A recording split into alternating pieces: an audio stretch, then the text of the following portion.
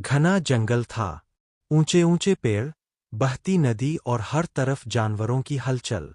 उसी जंगल का राजा था शेर विक्रम। वह ताकतवर तो था ही, लेकिन उतना ही न्यायप्रिय भी। जंगल के सभी जानवर उसका सम्मान करते थे।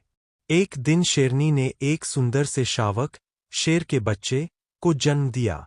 पूरा जंगल खुश हो गया।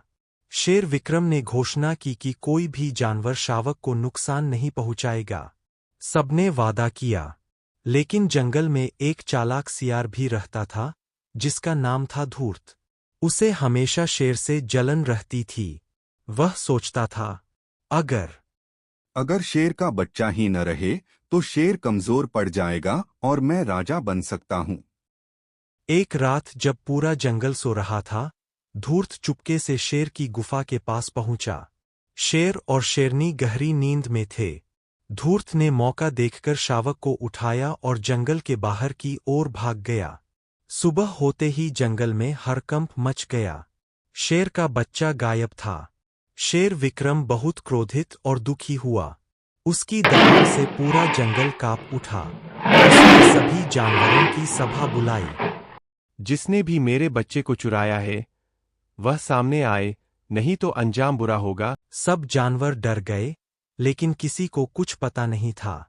तभी बंदर चिंटू बोला, महाराज, मैंने रात को सियार धूर्त को जंगल से बाहर जाते देखा था। शेर को शक हुआ। उसने हाथी, भालू और चीते को सियार की तलाश में भेजा।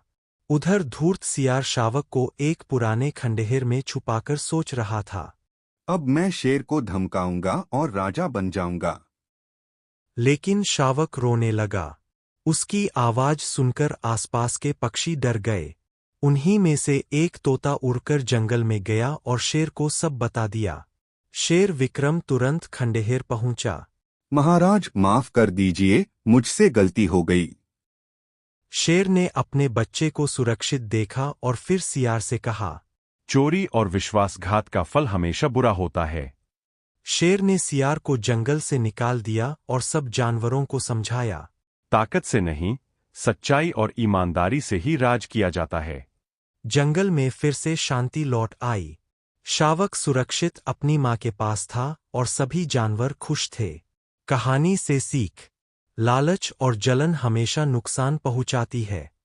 सच्चाई और ईमानदारी की जीत होती है। अगर आपको कहानी पसंद आई हो तो हमारे चैनल को सब्सक्राइब लाइक जरूर करें।